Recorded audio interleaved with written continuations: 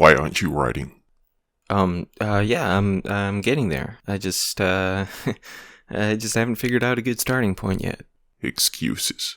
I'm not making excuses. You want this done right, don't you? I want it done. Period. You can't rush the process, man. It's not as if writing your story is my only priority, you know? Silence. Has he left? Did I make him angry? Damn it. I can't let him slip away. I need this. I need him. Look, I'm sorry. I truly am. But things have been crazy busy lately. You understand, right? You've done little more than fidget with your device and stare at the television all day. This is the first chance I've had to relax in weeks. More excuses. Christ, he's being hard-headed today. Okay, keep your cool, Francis. He hasn't stormed out just yet. Just talk him down and convince him to wait just a little while longer. Look, I promise I will get this written, my friend. Please, don't lose faith in me. Tomorrow. Huh? If you do not begin writing my story by tomorrow, I will seek out one who will. Well, that was blunt. Okay, yeah, I've been dragging my heels on this one, but I want to make sure it's right. Why can't he see that? Screw it. I'll give him what he wants. Last thing I need is for him to bail on me. If it's shit, I'll just come back and revise it later. Okay, I'll start right now. Cool? No more stalling? Yeah, I got this. Just bear with me, yeah? I don't want to lose you, so will you just hang in there? Silence again, really? Why won't he just work with me on this? You will start now? Yes! Christ, I would have started it already if I didn't practically have to beg you to stick around. Calm yourself. You cannot expect to lay down coherent sentences if you insist on pitching tantrums like a spoiled child. I'm acting like a kid? What the hell has he been doing this whole time? Okay, woosah.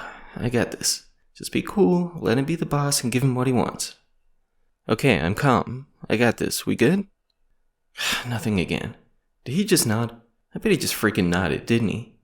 He knows I can't see him. Hell with it. I'm starting either way. Laptop? Check. Energy drink? Check. Half pack of smokes? Shit. I'll get more later. If these will last through the first couple of chapters, maybe he'll let me take a break to run to the store. Well, here goes nothing. He was unlike anything I'd ever laid my eyes upon. He was tall, far taller than anyone I'd ever seen my whole life. I had no way of... You sort of repeated yourself there. Huh? Well, first, I was unlike anything you'd ever laid your eyes on. Then I was taller than anyone you'd ever seen. It's a first draft, man. I'll pretty it up later, okay? Just want to get the ideas down. I'll clean them up when I start editing and such. Is he really going to be hovering over my shoulder the whole time? Christ, this is going to be a long-ass day. Still, doesn't it seem just a little crude, don't you think? Ooh-sah. In through the nose, out through the mouth. Damn it, he's right. Reads like a damn 9th grade English assignment. Still in square one. Not much to backtrack. Yeah, you're right. I'll change it. Yeah, he's nodding again, isn't he? What is this thing, I asked myself, slowly tracing my gaze upwards to fully take in the enormous size of the creature which stood before me. I felt my feet acting almost independently from my mind as I slowly backed away, my unblinking gaze unable to free myself from... You typed slowly twice. Jesus. I repeat the same words a lot in the first draft. I'll pull up the Thesaurus app later and pretty it up some. But what if you forget? I won't forget, man. It's part of my process. I'm often only marginally descriptive at first, just to be sure I get everything in the right place, you know? Okay, back to it. As my eyes refused to break... But what if you do forget? Okay, I'll change it. I just want to be sure you're taken seriously. Gotcha. What is this thing, I asked myself as I slowly traced my gaze upwards to fully take in the enormous size of the creature which stood before me. I felt my feet acting almost independently from my mind as I began to gradually back away. I could not even convince myself to blink, let alone break my gaze from this mesmerizing sight.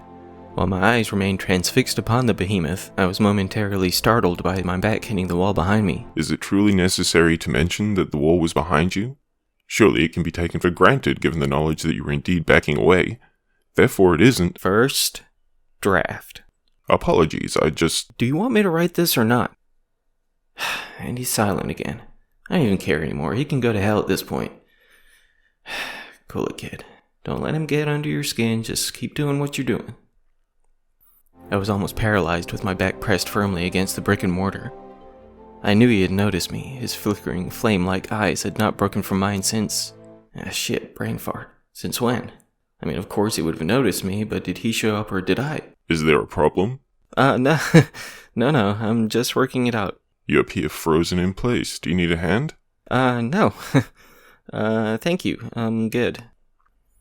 His flickering, flame-like eyes had not broken from mine since I found myself aimlessly wandering through the deserted subway tunnel. How did I get here? Where was I before I was in this darkened tunnel? Who exactly am I? Isn't this somewhat similar to something else you've written? Damn it, I think you're right.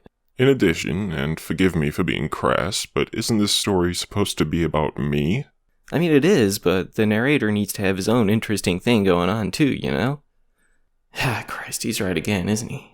This isn't supposed to be about some schmuck with amnesia. This is a monster story, not a lost soul story. Okay, just one more readjustment.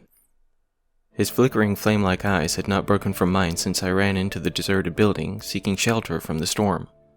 I couldn't help but wonder if I should have just ran back to the car I left parked a few blocks away, rather than escaping the frigid rain in such a place as this. The fact that he did not attack me by now led me to believe that he was perhaps not malicious, but he still wouldn't look away. Neither would I, for that matter.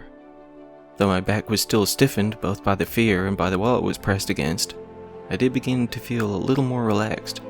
Most tales I had read of monstrous creatures would suggest that they would not allow any potential prey to hold on to their lives for long. It was a horrendous beast for sure, but perhaps it didn't have a sinister agenda. Maybe... You're making me sound like a pussy. Well, I can't exactly have you chewing on the narrator before the story even gets going. I would never allow some random strange human to entertain a staring match with me, when I could just tear him to shreds with ease. Well, you haven't shredded me yet. Only because you have me locked away in your mind. Were I to be freed, I would end this discussion by stripping the meat from your bones, before writing the story myself, including all the juicy details of your demise. Okay, I get it. Big monster, bad. That's another thing. Oh, Christ. I never imagined myself to be any larger than a man. How could I even remain hidden for so long, or as tall as a small house? That's a fair point. Hell, I don't think I originally envisioned him as some sort of massive beast either. Okay, square one again. Last time around. Yeah, you're right. I wasn't always prone to taking aimless strolls in the middle of the night. It was cool outside, but not especially bitter. I enjoyed the winter, as I had never been much of a warm weather guy. Still, my girlfriend's sudden death only weeks before was still weighing heavily on my mind. It was an unpredictable swarm of emotions that would come and go as the day's hours progressed, as I had planned to break up with her that very day. I'd even begun rehearsing what I would say to her when I got the call about her body being found. I'm unsure of what was causing me more guilt, my plans to end our relationship or the fact I'd been seeing someone else behind her back.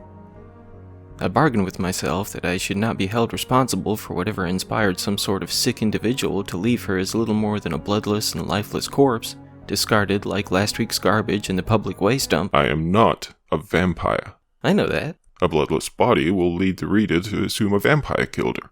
Well, yeah, I suppose, but only at first. When it is revealed that I am not that which was inferred, some people may be disappointed, or perhaps annoyed by the unnecessary red herring. Damn it, he's right again. I bargained with myself that I could not be held responsible for whatever inspired some sort of sick individual to tear into the flesh of her midsection before leaving her for dead. Still, had I not spent that night in the arms of another, perhaps she would not have found herself bloodied and dead in the middle of that deserted alleyway. It was that very guilt that led me out into the cool night air, in an attempt to escape my cluttered thoughts for a time. Perhaps my assumption that walking in silence would provide any sort of distraction was not the most well thought out reasoning, but the more I pressed on, the more I dwelled on what I had lost. My own emotions practically baffled me. The longer I lingered on things I could not change, the more I convinced myself that I truly loved her. This only served to make me feel even more furious with myself, as it was I who betrayed the love she felt for me, by taking advantage of her trust. I'm not entirely sure how long I had been walking, consumed with little more than my own guilt and shame, when an unusual sound broke my pensive gaze from the darkened road which lay ahead of me. I don't mean to suggest that it was entirely foreign to me, as it was somewhat reminiscent of something familiar, but I couldn't quite place it. The closer I got to it, the louder it grew, making... Sort of redundant, isn't it? What? Well, it stands to reason that the sound would increase in volume the closer you approached. Seems like an unnecessary line is all I'm saying. First fucking draft. It's not going to be perfect. Apologies, I do not mean to interrupt. But you do interrupt. You keep interrupting. How the hell am I supposed to get through your precious story if you keep cutting me off when I finally get on a roll? Ah, damn it. I shouldn't have let myself get so frustrated. I know what he's getting at, and as usual, he's right, but Christ, I wish he'd stop breaking my focus. I would appreciate it if you would desist in spilling your venom on me. I only wish for this to be done right. I know, man, but you need to let me write. Just trust me, yeah? Once I get the first draft down, you can pick it apart all you like, but I need to get this on paper before it leaks out of my head, do you get me? It's not on paper. It's a figure of speech. Christ. Apologies. Woosah. I won't suggest that it was entirely foreign to me, as it was somewhat reminiscent of something familiar, but I couldn't quite place it. As the volume of the sound increased, I knew I had to be drawing closer to it. The louder it got, the more I grew aware of what it must be. The gashes which were torn into the flesh of the woman I loved. This is the sound of whatever ripped into her skin would have echoed into the night. Could her murderer be lurking in the same deserted streets I had traversed at the time? Was another losing their life to this nefarious madman? Were he not so consumed by his work he may not notice my arrival? Could I avenge the one he took from me? It was only just a hop ahead. It had to be. I needed something, a weapon, perhaps something discarded on the pavement. Anything with which I could beat this person. The alley was just ahead and to the right. That's where he was waging his assault on another. I was so close now. If I didn't act soon, he would finish up, leaving me alone with his victim. I could put an end to this once and for all. Of course, if I dragged my heels much longer, I could end up a suspect myself. This would not look good at all, especially since I was in a relationship with another of his victims. There had to be something I could use as a weapon, but Why are you taking so long to get to the point? Again! Seriously! Forgive me, but do you not think a reader may grow annoyed if you drag this out much longer? I'm building tension. Anticipation is worth it when there's a payoff, you know. Very well. Proceed. You sure? No more pointers? Maybe my phrasing could be a little more elegant, huh? You think the font I'm using is okay? By all means, please give me any more observations you have. Anything at all. Or, and forgive me if this sounds outlandish, or you could let me write the damn story. Anything? We good? Apologies. He's making my head hurt. I could put an end to this once and for all. Of course, if I dragged my heels much longer, I could end up a suspect myself. This wouldn't look good at all, especially since I had a relationship with another of his victims. No time. No time left. Have to act now. As I rounded the corner, neither my eyes nor my mind were prepared for what stood before me. The girl lay dead on the ground, something I could judge with near certainty as most of her insides were hanging from the brick walls or gathered in the scarlet puddle beside where she lay, as the blood oozing from within her joined with the pool to her left. Standing in place, gazing down at her was some sort of creature, for lack of a better term. It was no taller than an average adult male, though it was far from human, from what I could tell from its back anyway. The crimson-stained blue jeans it wore appeared almost out of place below the spiked lime-green flesh of its torso. Of course, it may have been no more than the moonlight playing tricks, making him appear to be that particular hue. But the small spikes which covered every inch were no trick of the light. The long, curved claws which ended an inch or so beyond each of its 5 fingers still dripped with the fresh blood of the poor girl whose life he had claimed. His hair hung down to the center of his spine, not allowing me a glimpse of the beast's head, but I could not allow myself to linger until it turned to face me. Though its build was quite slender, I had little doubt I would not have a chance against this thing. Is this really how you see me? Just some ravenous beast craving human flesh to feed upon? Well, I mean, it's a monster story. True, but hasn't the cannibalistic creature been done enough? I mean, I suppose, but it's the most relatable sort of motivation, you know? Also, I wouldn't call you cannibalistic, as you're not exactly human. True, I cannot argue with that, but does it have to be a matter of hunger? Why not the simple joy of the slaughter? I mean, I get what you're saying, but something like that is almost getting into a more human psychology sort of thing, you know? I'm not sure if a reader is really going to buy into a monster who just likes to kill without any sort of motivation. Perhaps you're correct. Hunger it is then. It took considerably more effort than I would have hoped to convince my shuddering lower extremities to move, but... Lower extremities? Jesus, what's wrong with that? This seems a little too colorful, doesn't it? How so? Well, I would imagine this scene only to last moments. And? I just feel as though wasting time on such long-winded descriptions could potentially overextend the situation, resulting in the reader disconnecting with the narrator's need to make haste. Damn it, he's not wrong. I can't deny his shit is getting really old, and if he keeps this up, my head is likely to explode, but he does make a lot of good points. Still, the first draft is always going to be a bit dodgy. Does he really need to be this critical of everything? I'll give it to him on this one. Yeah, I gotcha. Good catch. Christ, did I really encourage him to keep badgering me? I practically had to force my trembling legs to move as they felt rooted to the spot. Still, I managed to creep away from the opening to the thin alleyway before I could be forced to play the part of this dead girl's dance partner for the rest of my life. Oh, come on. Just seems a silly analogy given the circumstances. Ugh. I practically had to force my trembling legs to move as they felt rooted to the spot. Still, I managed to creep away from the opening to the thin alleyway before I would find my own flesh shredded from my own torso in grisly strips. Of course, I wasn't out of the woods yet. I suddenly grew aware of the fact that I had been holding my breath this whole time. How long had it been exactly? I couldn't exhale, not yet. I still stood on the outskirts of where the creature had stood, watching over his victim. The thunderous pounding in my chest battled to convince me to allow my lungs to deflate, but I couldn't risk discovery. Though my head was growing lighter by the second and every inch of my flesh shivered with fear, I pushed myself away from the alleyway. As I crossed the bridge which stood above the lake below, reflecting the moon's subtle glow back up to the heavens, I finally allowed my lungs the relief they begged for. Christ, what now? Oh, no, nothing. I actually liked that part. I didn't mean to think aloud. My apologies. You actually compliment something I wrote? Oh, thanks. I could still see the alley from where I stood, but I hoped I had gained enough distance for my gasping to go unnoticed. I continued onwards, quickening my pace to get as far from that thing as I could. Though I hadn't been fully aware of how many hours I walked that night, I finally felt my shuddering flesh settle back down upon seeing the mile marker on the side of the road. With my side splitting and my back aching, I took a seat on the curb, while reaching into my jacket to retrieve the wrinkled pack of cigarettes from the pocket within. I pulled a deep inhale of fresh nicotine into my still exhausted lungs while... The narrator is a smoker? Yeah, I mean, obviously, right? Why did he not smoke one before this point? Huh? Well, when the story began, he was experiencing troubled emotions, yes? Oh. I would imagine if the relief of escaping a potentially gruesome demise would inspire him to light up, so would his melancholy state.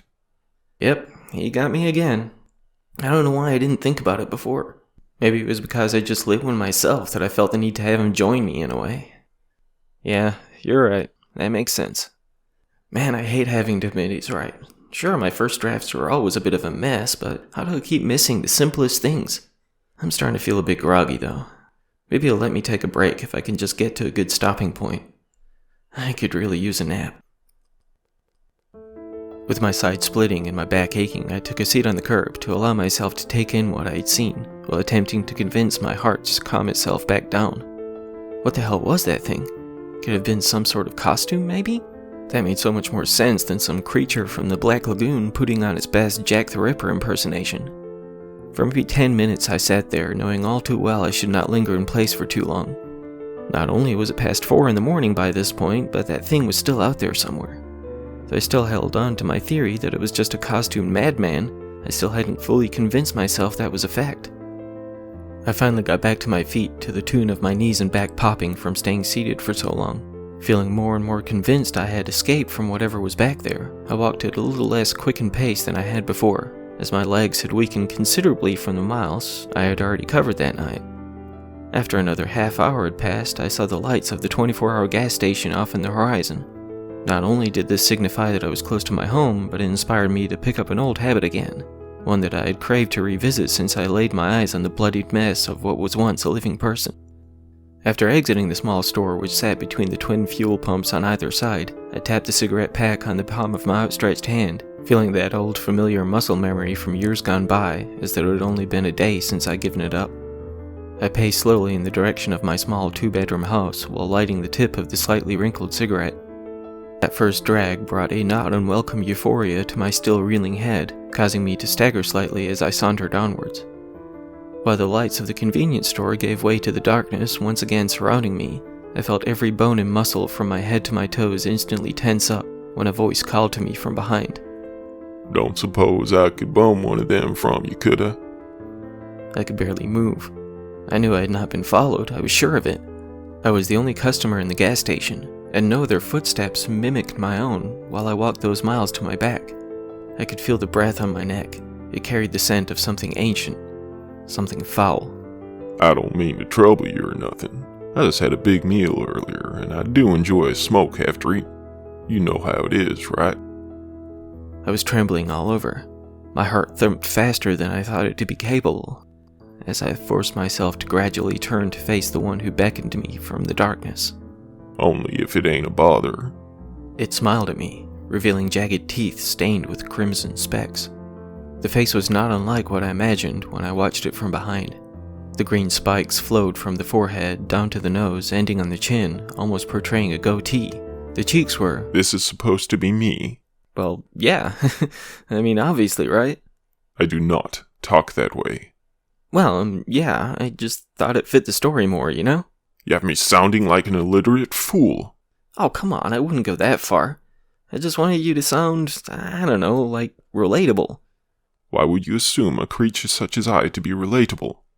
I don't know, I mean, I kinda like it when monsters sound unexpectedly human in a way. I am not human.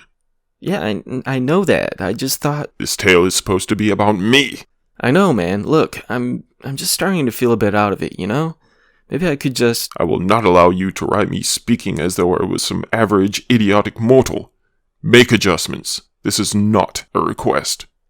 Okay, dude is starting to really freak me out. He just came off like an impatient asshole before, but now... maybe I should just listen to him on this one. Make some changes, make him as happy as I can, and then maybe I can take a break for a while. Would you perhaps be willing to spare me one of those? I could barely move. I knew I had not been followed, I was sure of it. I was the only customer in the gas station, and no other footsteps mimicked my own while I walked those miles to my back. I could feel the breath on my neck. It carried a scent of something ancient, something foul. You have my sincerest apologies if I am being a bother. It is only due to the wonderful meal I have recently enjoyed that I find myself with a bit of a craving. I was trembling all over. My heart thumped faster than I thought it to be capable as I turned to face the one who beckoned me from the darkness. Of course, only if you have one to spare. It smiled at me, revealing jagged teeth stained with crimson specks. The face was not unlike what I imagined when I watched it from behind. The green spikes flowed from the forehead down the nose, ending on the chin, almost portraying a goatee in a way. His cheeks were smooth and his brow light, while slightly raised. I couldn't even hope to steady my hand as I fished the cigarette pack from within my jacket pocket. I opened the lid, tearing the cardboard as my hand shivered as though the temperature had suddenly dropped another 30 degrees. While I held the open pack outstretched towards it, the sharpened claws from its fingertips retracted to retrieve a fresh smoke. Do you happen to have a light? I almost flipped the lighter onto the ground while I made my attempt to pull it from the same pocket which held the pack. Much obliged, it said with another smile as it softly plucked the small zodiac-patterned bic from my grasp. The tiny flame cast its glow on the face of the creature, revealing the smears of scarlet across its mouth, almost making it appear as though it had made a poor attempt to apply lipstick. I would never! It's just a metaphor, nothing to take seriously. Still, it feels a little awkward is all. Trust me, nobody's gonna think that all you were doing in that alley was hitting the girl up for makeup tips. I only... Just chill, man. It's pretty damn obvious what it really is. Once the lighter was placed back in my hand, I still just stood in place, with my arms out in front of me, holding the open pack of smokes in one hand and the bic in the other. My breathing was taking far more effort than it normally would, while my tremoring skin threatened to send me into convulsions. You witnessed me in the alley, yes? It asked politely, in between inhaling the smoke into its lungs. Did it even have lungs? I nodded. Well, I think I did. It was hard to differentiate my conscious movements from my newly developed involuntary twitching. Do you mean to share what you saw with anyone else? I shook my whole body in response. And any knowledge of my existence? Will this go any further? Same reply, even more aggressive than the last. It smiled again. It was a strangely sincere smile in a way. I couldn't fathom why it wasn't clawing into my guts, nor why I felt the need to converse with me. I wanted to run, to haul ass away from this thing as quickly as my legs could carry me. But how could I even hope to escape something like this? Let alone the fact it had tracked me this whole time without giving me so much as a hint of its presence. Relax, child, it said before taking another deep drag from the cigarette perched between its blood-speckled lips. Were it my intention to harm you, well, you would have only been briefly alerted to my arrival. What do you want from me? I asked, barely forcing the stuttered words to break free of my throat. He just glared at me, fidgeting with the prongs extending from his chin. Prongs? Well, I don't want to keep calling them spikes. Would you prefer I call them pointy things? Prongs are fine, I suppose. I have not yet decided. What sort of reply was that? Had he not quite figured out if he wanted to feast on me just yet? Was he considering locking me away to save me for a rainy day? The anticipation of his intent was even more terrifying than the possible sudden butchery. Perhaps, he said, still stroking the needle tips protruding from his chin. I would like a companion. Why exactly would I have need of a companion? Well, for one, there has to be a reason you don't just gut the narrator right off the bat. And two, what do you call me? A necessity. Seriously? I swear this asshole wouldn't even exist without me. You'd think I at least deserved the slightest bit of gratitude? Damn ungrateful figment. Do you truly believe I would not exist without you? Did he just read my thoughts? Oh, Christ, I definitely need to step away from this for a while. This shit is getting in my head. Look, I think it's time for a break, yeah? You have barely scraped the surface and you wish to what, stretch your legs? Dude, your question... I don't know, like arguing against every damn thing I type. Not to mentioning that you don't treat me with the slightest bit of respect. Respect? You have me wearing lipstick. It's a meta phone, Christ. Interesting. Maybe I should let him find someone else.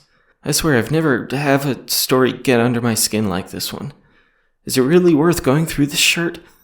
Yeah, I'm done with this. I don't need this. I've done plenty of other ideas. I just need to flush those out a bit more. I need to get some damn sleep is what I need to do. Look, man, this just isn't waking out, right? What are you saying? You told me if I didn't wrote your story, you're just find someone who would, right? But I'm so close now. See, that's what I'm talking about. You're so close. It's like you're, I don't know. You got my mind all twisting up. I can't even find the works right now. Perhaps you should continue writing. Dude, I can barely even thunk straight right now, let alone, typing stuff. Please, I will intrude no more. Fine. A company on? I asked, beginning to felt my neck loosen. He was still stroking the pointy thing on his chin, making his eye look in my eye.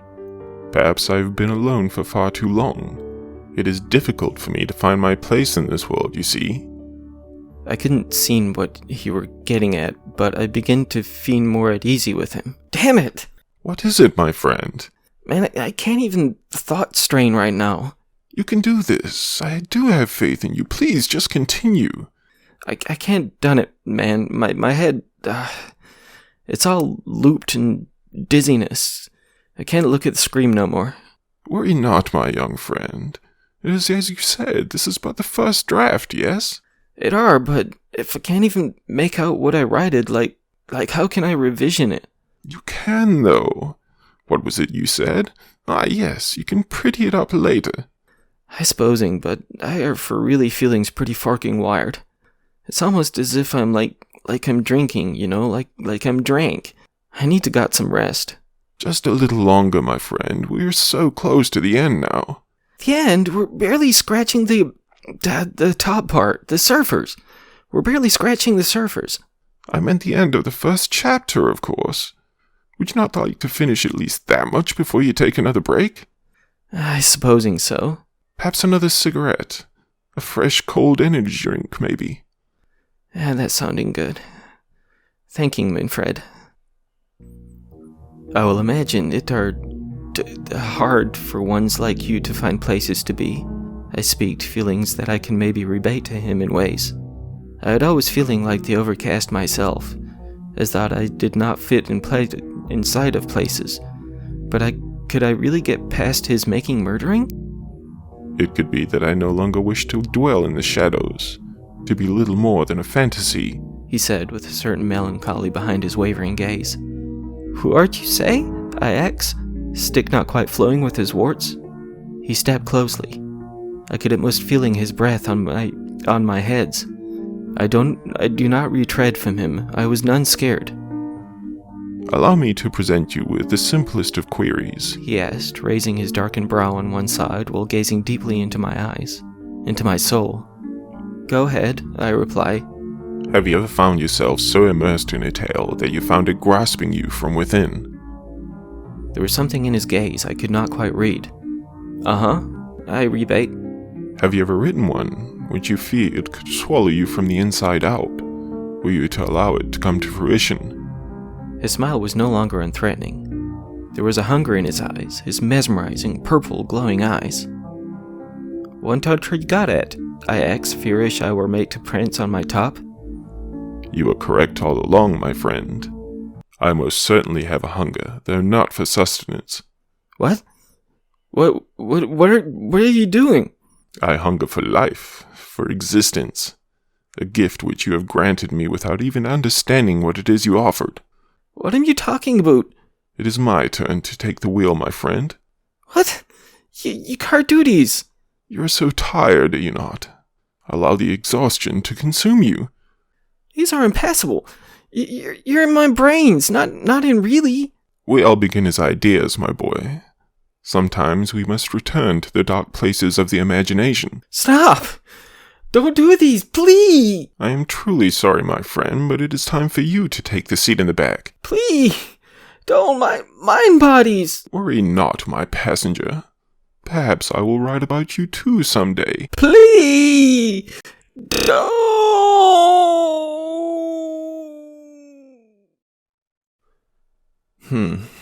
This may take some getting used to, I do believe.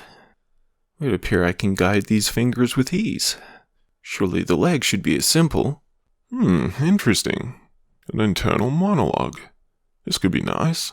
Oh, do shut up back there. I can feel you digging around, but I'll have none of it. If you can force me into the black, then I should be able to do the same. Perhaps some breathing techniques would help. What was that word you used? Woo-saw? Yes? Well, I do believe I've been cooped up in that tiny back room, as well as this building, for far too long. I think I will stretch my legs a little.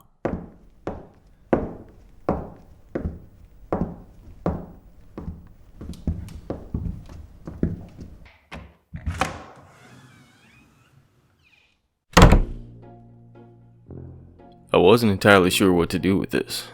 I arrived back in town after being out of town for a few days to find my roommate gone and this bizarre shit on his laptop. I knew he'd been stressing out a good bit before I left. Something told me I shouldn't have left him alone, but I have absolutely no idea what to even make of this. Could he have had some sort of nervous breakdown? Is this what that looks like from a writer's viewpoint? He told me he'd been suffering from some serious exhaustion along with an almost crippling writer's block, but I had no doubt he'd get past it. These things happen, right? I can't say I know much about how a writer's mind works and all, but I know artists who have those phases where they can't quite find their spark, or whatever they call it. I guess that's why I decided to post this here. Maybe see if any of you guys had ever dealt with anything like this before. I mean, I know it has to get frustrating when you can't quite figure out what to write about, but could this be, I don't know, some sort of creative writing exercise or something? I've read a few of his stories and some written by some other authors, but I'm usually more of a wait for the movie kind of guy. I got nothing against reading or anything, I'm just not the fastest reader and I tend to zone out if it gets really wordsy. I don't even know if wordsy is a word, to be honest. Getting sidetracked. Sorry about that. So yeah, it's been a good, 3 months since I last saw the guy, and we've been pretty tight for some years, so I know this ain't like him. They even had the cops come check out the place, though they had no idea what to make of all this either. I went ahead and filed a missing persons report and all that good stuff when he'd been gone for long enough to warrant it. they still haven't been able to find any trace of him. Not yet, anyway. To make things even worse, the last time I checked in, the detective told me there's been some pretty bad murders across the state. And they're kinda like what Francis wrote about. So I don't even know what to think about that either. I'm worried as hell about the guy, though. I know he was going through some stuff and all, but I don't know. Maybe he just wanted to get away for a bit. Could be that he just needed to be by himself for a while or something.